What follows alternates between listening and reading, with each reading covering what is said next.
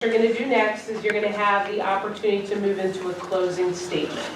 So each of you will have 2 minutes for a closing statement, and we're just going to take the order of responses alphabetically by last name, but we're going to go last to first. So we open with introductions, going first to last, and we're going to conclude going last name, last to first. So are we ready? Okay. All right. So the order will start with Jeremy. You have 2 minutes for your closing statement. Thank you. As I've talked about, my professional experience over the last 23 years lends itself to this position. Working inside of schools, I've done many of the jobs that go on inside of our schools. Obviously teaching, but also things like writing curriculum. I've innovated. I've created new classes and introduced them to our school with a great level of success. In addition to that, in all of those cases where we added a class or we added an activity, we identified a need and we worked as a team to fill that need. That team being the teachers, the administration, and the school board. Every new class I've added, I've had to present the curriculum to the school board, have it approved, and then talk with those people about what it's going to look like, what it's going to cost, how are we going to effectively deliver this instruction to students. As a teacher, I've also been on the other side of contract negotiations. I am very, very familiar with how union contract negotiations go inside of schools, and I think that perspective will be helpful to us. We are going to have to negotiate a staff contract here in the next couple of years, and I think that I would be a big asset for that. In addition to that, schools have been my business for the last 20 plus years. This is what I know and this is what I do professionally. I have a degree in education and I have a master's degree in education. It's something that I strive to get better at and I think is important. And lastly, I'll say this. Over the last 2 months, I've spent a lot of time with Jeff and Aaron. A lot of time. I mentioned 40 hours a week and that was not a joke. That is legitimate. We are going to continue to work this hard for you guys and for your children when you elect us in November. We are eager to bring this professionalism and this work ethic to you and to our district. Thank you. Thank you, Jeremy. Aaron? I want to reiterate my qualifications of parent, lawyer, teacher, and chief among those parent. To me, the kind of school board member I want is the kind who's cheering in the stands and sitting on the auditorium and picking up a volunteer shift. And I appreciate the concern that it's hard, but I want to assure you I can do hard things. Just this year at the Volunteer of the Year Awards at the school board meeting, they had a quote on the screen that said, volunteers don't necessarily have the time, they have the heart. And that's very much the way I feel about serving on the school board. When we moved to Forest Hills, we got in the car with a real estate agent and we said, where are the best schools? And she said, Forest Hills. That's not happening anymore, and I want it to happen again. So when we think about what we need to do for the future, we need to advocate for the schools as if our future depends on it, because it does. And that's what Jeff and Jeremy and I will do on the school board. Thank you. Jeff? Thank you. Thanks everyone for your time tonight. Thanks for your questions. Again, if you have questions that didn't get answered here today, you can reach me and Jeremy and Aaron through familiesforforesthills.com. Reach out to us through there. Come to one of our events. We've done dozens of events for the last however many months.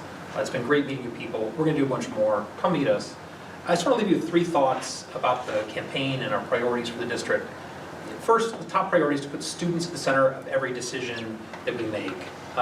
We'll make decisions based on evidence and data, not politics.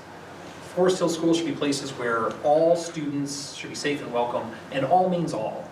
That's a legal responsibility we have, and that's a moral responsibility we have to our kids.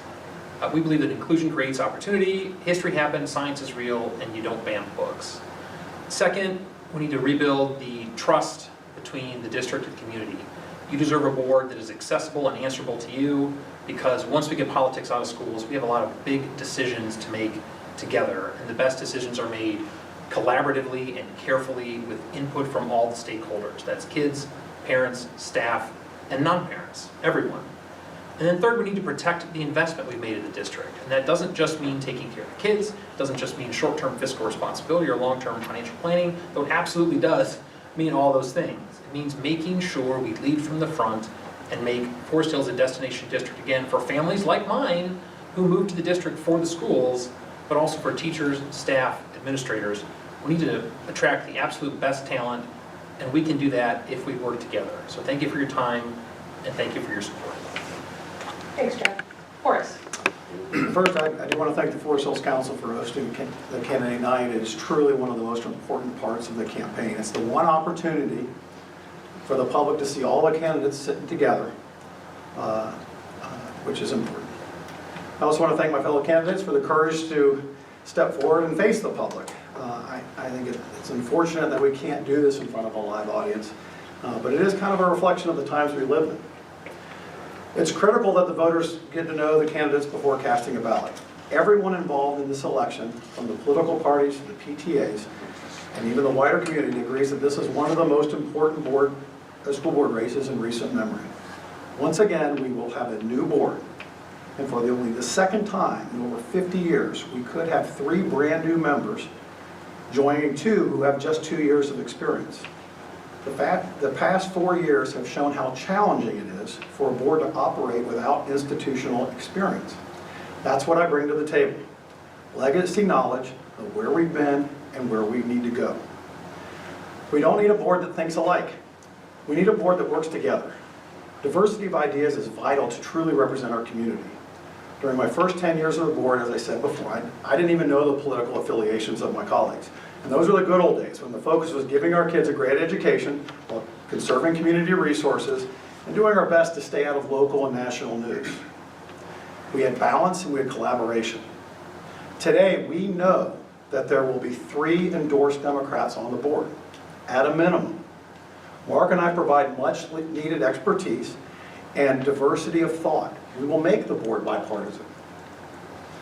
Ensures that all of our voices in the community are represented. Most importantly, my focus has always been and will remain on providing the very best education for our children. I want Forest Hills to remain a destination district, not just for our teachers and new families, but for our own kids when they return to raise their families here. That's my commitment to you. Thank you. Thank you. And Mark? You're right. Okay, thanks everybody for showing up tonight. Thank you for hosting this. It's a lot of fun to sit here and chat and exchange ideas. Over the past 8 months, I've had the privilege of serving on the school board. In fact, all 5 of us up here applied for that job 8 months ago, and the 2 Democrats and 2 Republicans unanimously chose me as the appointee for these last 8 or 9 months of 2025. So they understand why I'm uniquely qualified to be in this position going forward. My background as both a parent of 3 kids who've gone through the district, my background as a financial professional completely separates me from anybody else on the board. It's what uniquely qualifies me to help lead this district going forward. Parents want to know their children are safe, challenged, and supported. Taxpayers want to know their dollars are being managed responsibly. Our teachers want to know they're respected and given the tools they need to succeed. Those are the priorities I've already been working on, and they're the ones I will continue to work toward. This election, honestly, it just comes down to what kind of board you want. One that has experience, balance, steady leadership to keep us moving forward, or one that risks taking us back into the same arguments and distractions that we've had for these last 3 or 4 years. I am committed to keeping Forest Hills a district that families are proud of, teachers want to work in, and students can thrive in. I'd be honored to earn your trust and your vote to continue serving this community. Thanks, Mark. So